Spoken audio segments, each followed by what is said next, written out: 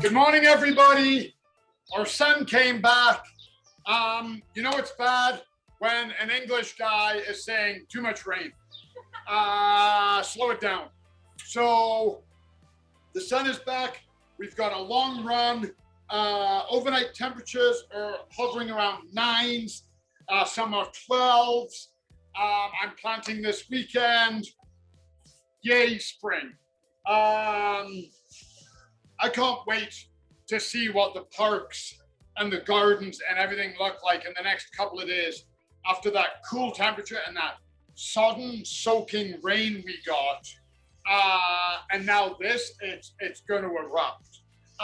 Just be careful. Probably going to see mosquitoes. We're talking about problems today, but these are ideal conditions for mosquitoes.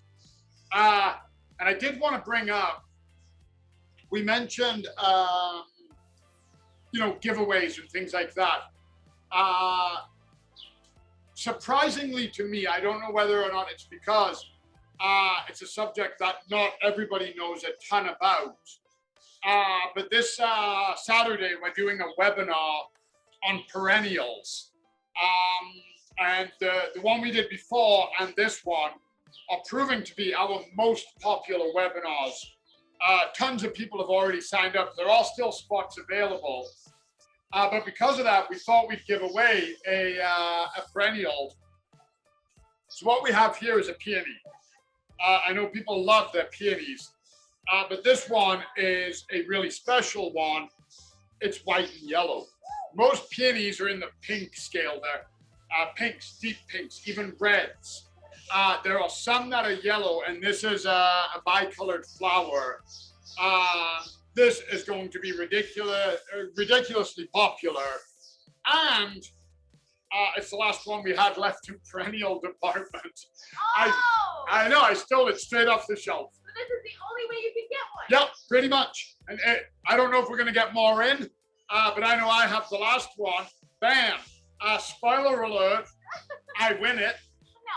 No. Okay, spoiler alert, I don't win it, and neither does Jenny, and neither does Brandy. No! Or Bradley. How you like them apples? So that's going to be given away only during the perennial webinar. It's not going to be on our social media.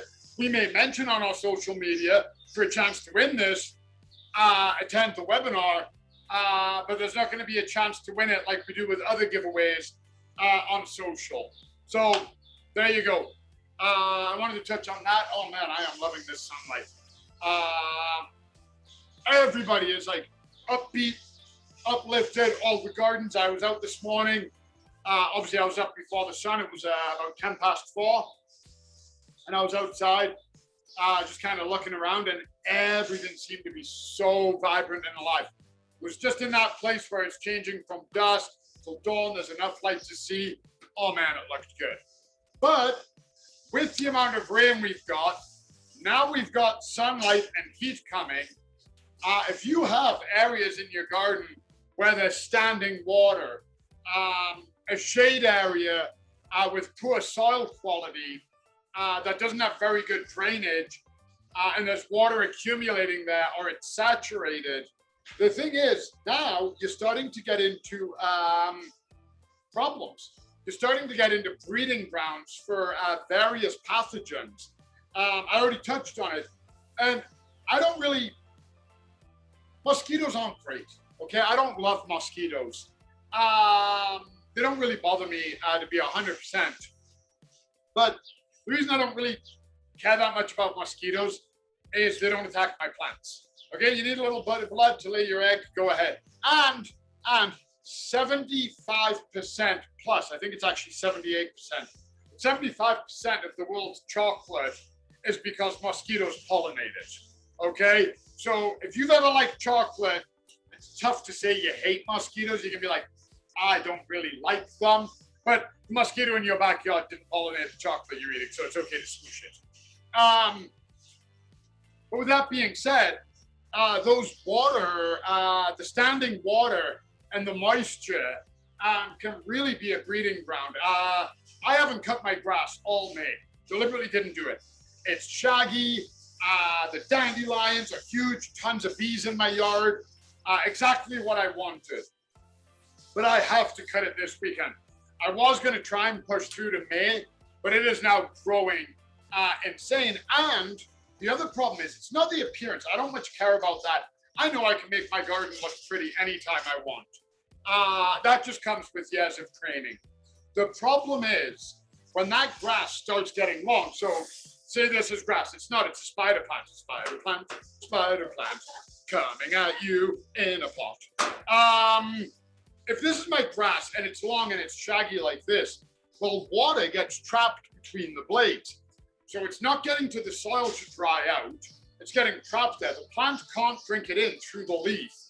Then the sun comes out, heats it up. Well, now it's a breeding ground for powdery mildews, for rusts. That might not be a problem in my grass. I can cut it and get rid of it. But I push the mower over that, the blade hits it, boom, I've just released all of those fungal spores out there. Now I have plants in my garden that are susceptible to that. They're not in there yet, but they will be. My tomatoes, for example. So you really want to keep an eye on your garden through all the stages. Your garden is going to tell you things, and that's how you can stop these problems becoming big problems. If you remember, we've talked about weeds. We talked about getting weed infestations. We talked about bugs and getting bug infestations. So if you notice you've got a few aphids on one plant, take care of them, okay? Be it with ladybirds, be it with an insecticidal soap, but take care of them. Don't think they're going to go away on their own. It's again, I'll attribute the garden health to our health. If you're not feeling top of the pops, right? You kind of you're not feeling good. You got a sniffle, sore throat. And I'm not talking COVID. I'm talking just in general 5 years ago. And you're not feeling great. You might go, oh, you know what? I'm going to start eating more fruit. I better take some multivitamins. I need more sleep. You're going to do what you can to stop that sniffle going into a full-blown infection, if you can. And you're going to do preventative measures. It's the same with your garden. Seeing that it has aphids and changing nothing isn't going to help. A lot of times when I see a problem like a powdery mildew, and I'm picking on powdery mildews and aphids simply because they're the most recognizable, but all the problem bugs that we can get in a garden and all the problem funguses we can get in all kind of have the same kind of breeding mentality, the same kind of clustering mentality. But a lot of times I'll see people, they'll have powdery mildew or rust or black spot throughout their roses. And they're like, oh, what can I do? Well, yes, you can spray. You probably should spray. Remove all the leaves that have fallen off. Don't turn them into the ground or the mulch. In the fall, cut back, remove everything. Don't compost it. Like, get rid of that stuff into the city compost, not your house compost. But the other thing you can do, if every year you're getting that, a lot of times I'll go in and I'll see the roses and they're growing like that. And then the other one is growing like that. And then the other one like that. And they're growing into each other and they're turned around. There's branches crisscrossing on the inside. So I'll use my spider plant again. Brandy just grabbed this because it was pretty, but it's coming in pretty handy. If you've got a rose and you've got inside branches crossing, one, your structure is weaker, but two, it's preventing airflow. You want your plants to be spaced apart and open. Peonies can get powdery mildew, and they often are susceptible to it, simply because people pack them together because they like that look. The look might be great, but then you get powdery mildew. Now it's on your peony.